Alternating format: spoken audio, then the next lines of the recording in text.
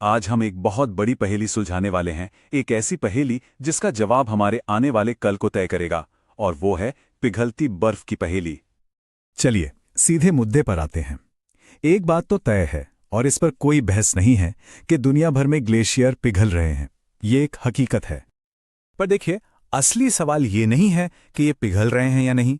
असली सवाल तो ये है कि कितनी तेजी से पिघल रहे हैं, और इसी रफ्तार का पता लगाना वैज्ञानिकों के लिए सबसे बड़ी चुनौती है। और यकीन मानिए, इस सवाल का जवाब बहुत ज्यादा जरूरी है, क्योंकि इसी से यह तय होगा कि हम, मतलब पूरी दुनिया, समुद्र के बढ़ते स्तर के लिए खुद को कैसे तैयार करते हैं। तो यहीं से शुरू होता है हमारा पहला हिस्सा, एक अनिश्चित भविष्य। देखते हैं कि इस अनिश्चितता को कम करने के लिए क्या कोशिशें हो रही हैं। और यहीं पर एरेट ग्लेशियर पहल जैसी संस्थाएं काम में आती हैं। इसे डॉक्टर ब्रेंट मैकहू ने मिलकर शुरू किया, और इसका मकसद बिल्कुल साफ है: समुद्र के स्तर में होने वाली बढ़ोतरी के अनुमानों को और सटीक बनाना, ताकि दुनिया आने वाले बदलावों के लिए तैयार हो सके। चलिए अब थोड़ा और गहराई में उतरते हैं और समझते हैं बर्फ के एक अनसुलझे रहस्य को। देखिए, ग्लेशियरों के बारे में हमें बहुत कुछ पता है, लेकिन एक बहुत ही बुनियादी सवाल आज भी वैज्ञानिकों को परेशान करता है। बर्फ की इतनी भारी, विशाल चादर आखिर अपने नीचे की चट्टान और मिट्टी पर फिसलती कैसे है?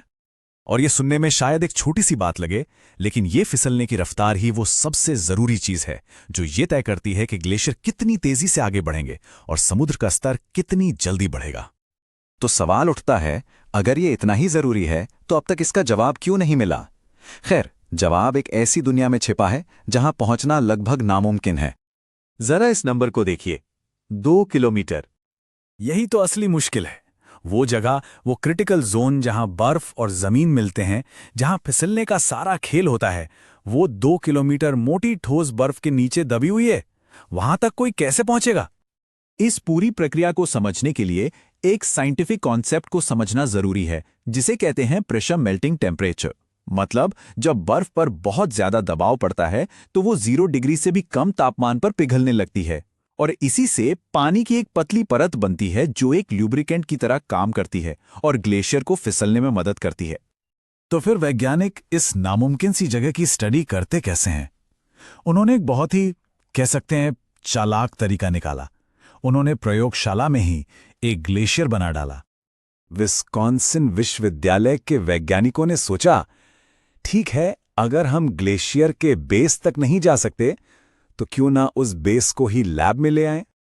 जैसा कि डॉक्टर ब्रेंट मैकहू खुद कहते हैं, हमें ग्लेशियर के नीचे के उस नामुमकिन से माहौल को, उस जबरदस्त दबाव और गति को लैब में बनाने का कोई तरीका चाहिए था। और ये तरीका मिला एक बहुत बड़ी मशीन में, जिसका नाम है रिंग शेयर डिवाइस। अब ये काम कैसे करती है? सोचिए, ये मशीन बर्फ की एक डोनट जैसी रिंग लेती है, उसे मिट्टी और तलछट की सतह पर जोर से दबाती है और फिर उसे घुमाती है, बिल्कुल वैसे ही जैसे एक असली ग्लेशियर करता है। इससे वे उस इंटरफेस पर होने वाले घर्षण और पिघलने को बहुत सटीकता से माप सकते हैं। तो इस सारी मेहनत का, इस कमाल की इंजीनियरिंग का आखिर नतीजा क्या है? ये हमें ले आता है हमारे आखिरी हिस्से पर, बेहतर तैयारी, बेहतर भविष्य। तो ये सारी कहानी शुरू होती है लैब से मिले डेटा से, रिंग शेयर डिवाइस से, जो एकदम सटीक जानकारी मिलती है। उस जानकारी को सीधे कंप्यूटर मॉडल्स में डाला जाता है, जिससे वैज्ञानिक पूरी बर्फ की चादरों के बर्ताव को समझने की कोशिश करते हैं। ये डेटा उन मॉडल्स को पहले से कहीं ज्यादा भरोसेमंद बना देता है। और जब मॉडल्स बेहतर होते हैं तो जाहिर सी बात है, उनसे मिलने वाली भविष्यवाणियां भी कई ज्यादा सटीक हो जाती हैं। मतलब, हम ज्यादा बेहतर तरीके से अंदाजा लगा सकते हैं कि समुद्र का स्तर कब और कितना बढ़ेगा। मतलब सोचिए जरा, एक लैब में बर्फ का एक छोटा सा टुकड़ा कैसे फिसलता है, सिर्फ ये समझकर हम दुनिया भर के तटीय इलाकों को आने वाले कल के लिए बेहतर तरीके से तैयार कर सकते हैं। एक छोटी सी खोज से कितनी बड़ी समस्या का हल निकल सकता है। और ये हमें आखिर में एक बहुत बड़े सवाल पे लाकर खड़ा कर देता है। अब जब साइंस हमें आने वाले कल की तस्वीर इतनी साफ दिखा रहा है, तो सवाल ये है कि हम इस जानकारी के साथ करेंगे क्या?